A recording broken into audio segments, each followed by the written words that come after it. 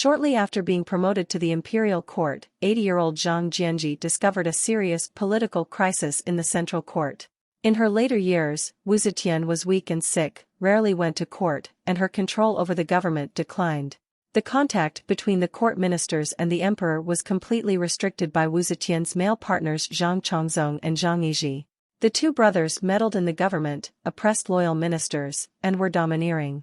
The now corrupt regime of the Wuzhou dynasty fell into turmoil, and people's hearts were unstable. This posed a huge threat to princely Xian's ascent to the throne. As a result, Zhang Jianzhi decided to step forward and lead a coup to kill Zhang Jianzhi and Zhang Chongzong and ultimately force Wu Zetian to abdicate, allowing princely Xian to finally ascend the throne. Zhang Jianzhi secretly contacted 4 prime ministers who were enthusiastic about pursuing and upholding justice to jointly plan a careful coup. They rebelled against the commander of the palace guard and arranged reliable people to blend into the palace guard. The descendants of the Tang Dynasty, Crown Prince Li Xian, 4th Prince Li Dan, and Princess Taiping were all informed and planned to assist.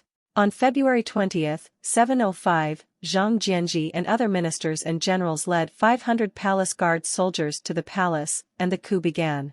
Meanwhile, the other guard led by Li Duozhua and Li Zhan went to the prince's palace to meet the Prince Li Xian. At this critical moment, Prince Li Xian suddenly wanted to retreat. He was afraid, he didn't dare to face his bloody and cruel mother. Fortunately, Li Zhan, the youngest son of Wu Zetian's favored minister Li Yifu, the general of the palace guard, said loudly to Li Xian, "The generals and prime ministers are sacrificing their lives for the sake of the country. Why does your highness insist on making them face charges of treason? Your highness, please go and stop them in person." Li Xian then came out. Zhang Jianzhi and others surrounded Prince Li Xian and entered the palace. They beheaded Zhang Jianzhi and Zhang Chongzong under the corridor of the palace where Wu Zetian lived, and then entered the place where Wu Zetian lived.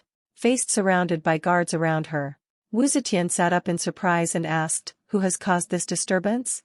Zhang Jianzhi said, "Zhang Jianzhi and Zhang Chongzong conspired to rebel. I have killed them under the order of the prince. I did not report this to you because I didn't want you to stop us. The ministers deserve death." Seeing Prince Li Xian among the crowd, Wu Zetian said to him, "Did you ask him to do this? These 2 boys have been killed, you can go back to your quarters." Prince Li Xian was panicked and was about to turn around and retreat. Prime Minister Yan Yanfan pulled him forward and said, "How can the prince return to the quarters? At the beginning, the emperor entrusted you to help the beloved crown prince ascend the throne, but you have stolen his place for too long. He is old and still not at his rightful place on the throne. God's will and people's hearts have long missed Li's family. The ministers dare not forget the kindness of Taizong and the emperor, so they respect the prince and punish the rebellious officials. I hope that your majesty will pass on the throne to the prince, so as to obey the wishes of heaven and the people." Wu Zetian found Li Zhan and said to him, "Are you also the general who killed Zhang Jianzhi? I usually treat you father and son well, you betrayed me." Li Zhan was so ashamed that he couldn't answer. Wu Zetian pointed to Cui Xianwei accusingly, "Others were promoted after being recommended by others, but you were promoted because of me. How could you do this to me?" Cui Xianwei said, "I did this to repay your majesty's great kindness to me."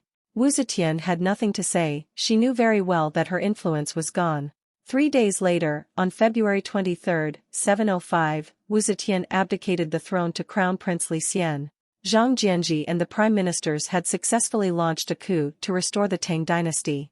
This became known as the famous dragon coup in history, led by a devout Confucian scholar bureaucrat, 80-year-old Zhang Jianzhi.